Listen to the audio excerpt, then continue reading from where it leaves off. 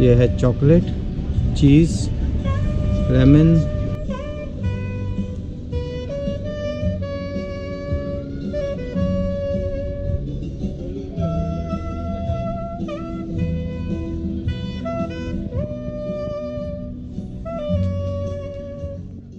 अभी हमने हॉस्टल खाली कर दिया है, दूसरे हॉस्टल में जा रहे हैं। एम्बेसी से ही हमको बोला कि वो एरिया एटलीस्ट आप जल्दी खाली कर दो, वो बिल्कुल भी सेफ़ एरिया नहीं है।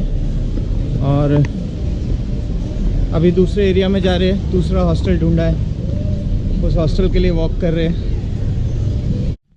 तो ये नया हॉस्टल है, ये इस लॉक से खुलता है, ये हमारा कोड से खुलता है और यहाँ से अंदर आते हैं। ये हॉस्टल है, ये बेड मैंने लिया है यहाँ पे और शीतल का बेड ये है। इसका हमें पड़ा है 14 यूरो एक बेड का, 2 बेड का 28 यूरो। और यहाँ से जो व्यू है बहुत ही अच्छा व्यू है।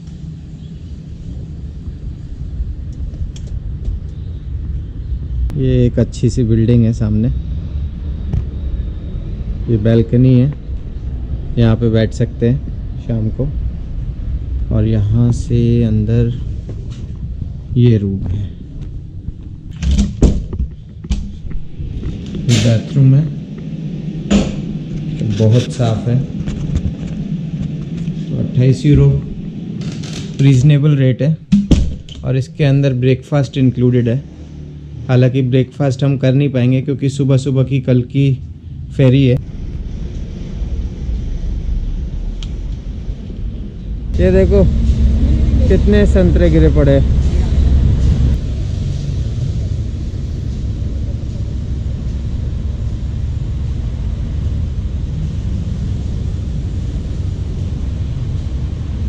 ये जो नारियल है, एक पीस अभी मैंने लिया है और 100 रुपये का एक पीस पड़ा है, इतना सा। पहली बार इतना महंगा नारियल खाया है और टेस्ट में बिल्कुल ज़ीरो है, कोई टेस्ट नहीं है, ख़राब टेस्ट है। हमारे यहाँ पे बॉम्बे में 40 रुपये के अंदर पूरा नारियल का गोला मिल जाता है पानी के साथ। ये चाचा ने जो बेचा है, एक पीस बेचा है 100 रुपये का। चीज़ें सोच समझ के ले। आज ठंडक है काफ़ी। मैं सुबह सुबह गया था पोर्ट पर चेक करने के लिए फेरी चल रही है नहीं चल रही है। सुबह आज 7:30 की फेरी थी वैसे, पर कल थक इतने ज़्यादा गए थे कि आज की फेरी पकड़ी नहीं। और वहाँ जाके पता लगा कि आज फेरी गई भी नहीं क्योंकि हवाएं बहुत ज़्यादा तेज़ थी, वेदर ठीक नहीं था, तो फेरी नहीं चली। ये है कि साथ में हम लोग यहाँ पे फ़ोटो नहीं खिंचवा सकते क्योंकि अगर आपने किसी को भी इधर कैमरा दिया तो कैमरा वापस आपके हाथ में नहीं आएगा। तो ठीक है, ब्लॉग में ही साथ में आ गए। बहुत टाइम के बाद साथ में घूमने निकले हैं। आप में से बहुत लोगों ने बोला था, पूछा था आपकी वाइफ क्या करती है, आपकी वाइफ से मिलवाओ। अभी हम एक्रोपोलिस देखने जा रहे हैं जिसके लिए एथेंस में लोग आते हैं और पूरी चढ़ाई है नीचे से। काफ़ी देर हो गई चढ़ते चढ़ते। ये देखो यहाँ का एलोवेरा, ये अगर मैं दिखाऊं तो सारा एथेंस।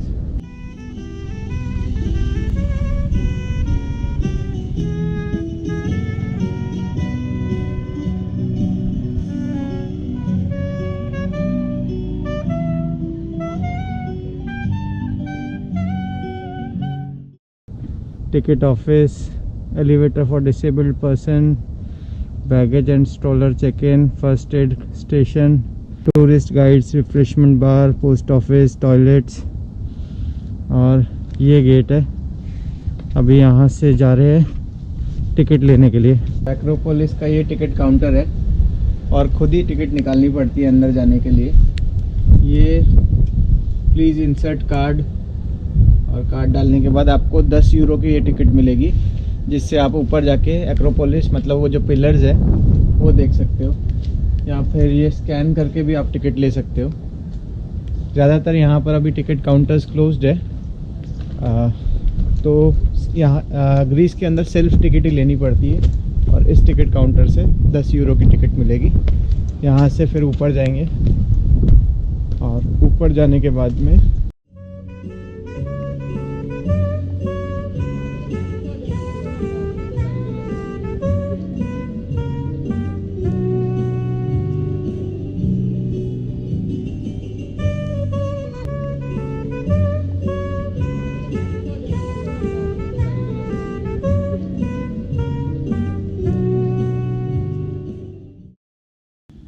तो अभी हमें एक्रोपोलिस के अंदर, और एक्रोपोलिस ग्रीस की सबसे इम्पोर्टेंट इमारत है जिसे देखने के लिए साल भर में 20 लाख से ज़्यादा सैलानी यहाँ पे आते हैं। एक्रोपोलिस एक्चुअली 2 शब्दों से मिलके बना है। एक्रो का मतलब होता है हाईएस्ट पॉइंट और पोलिस का मतलब होता है सिटी। एक्रोपोलिस को इनिशियली बचाव और मिलिट्री स्ट्रेटजीज़ के लिए बनाया गया था और इसे एथनीन एम्पायर ने पर्शियन से युद्ध जीतने की खुशी में बनवाया था। इस जगह के निर्माण का काम 495 बीसी में शुरू हुआ था और 429 बीसी में जाके ख़त्म हुआ था। और एक्रोपोलिस के अंदर भी जो सबसे इम्पोर्टेंट इमारत है वो है ये पार्थेनॉन। कहा जाता है कि कभी ये ग्रीस की देवी अथीना को समर्पित एक मंदिर हुआ करता था और इसके अंदर 40 फीट ऊंची अथीना की मूर्ति हुआ करती थी। फिर उसके बाद 6ठी शताब्दी के अंदर क्रिश्चियंस ने ग्रीस के ऊपर अधिकार कर लिया और इस मंदिर को एक चर्च के अंदर बदल दिया और फिर उसके बाद काफ़ी सालों तक वो चर्च रहा। 14th सेंचुरी के अंदर टर्की के ओटोमन एम्पायर ने इस जगह पर अधिकार किया और फिर उस चर्च को एक मस्जिद के अंदर बदल दिया। और फिर मॉरिन वॉर के दौरान वेनेशियंस ने इस इमारत के ऊपर गोले दागे और ओटोमन एम्पायर ने इसके अंदर बहुत सारा गन पाउडर जमा करके रखा था जिसकी वजह से इसमें आग लग गई और फिर उसके बाद ये इमारत एक खंडर के अंदर तब्दील हो गई। और फिर 1832 के अंदर ग्रीस ने एक बार वापस से इस जगह पर अधिकार किया। 1875 के अंदर ग्रीस गवर्नमेंट ने इस जगह को वापस से एक बार वैसा ही बनाने का सोचा जैसा वो कभी हुआ करता था। वही एक मंदिर उनकी देवी अथीना को समर्पित।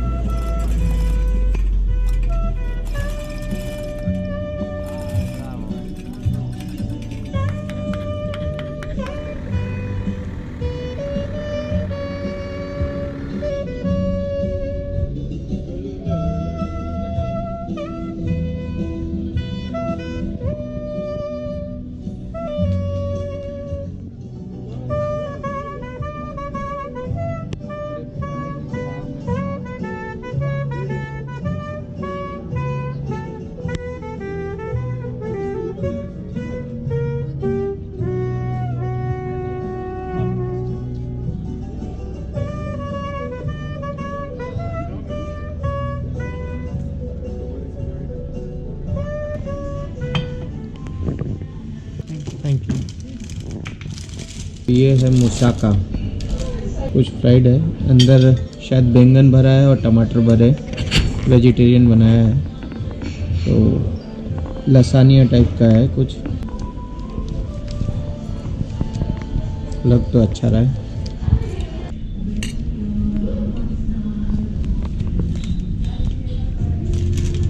बैंगन है, हाँ, तला हुआ है शायद और फिर बेक किया हुआ है। पराठे गरम गरम है, कुछ तो गरम मिला पिछले 6 दिनों में। टमाटर बैंगन का गरम मामला है। ब्रेड के साथ टमाटर बैंगन की सब्जी खा रही है, समझ लो। तो भाई ये है तो बड़ा टेस्टी, समझो 1000 रुपये का भरता है।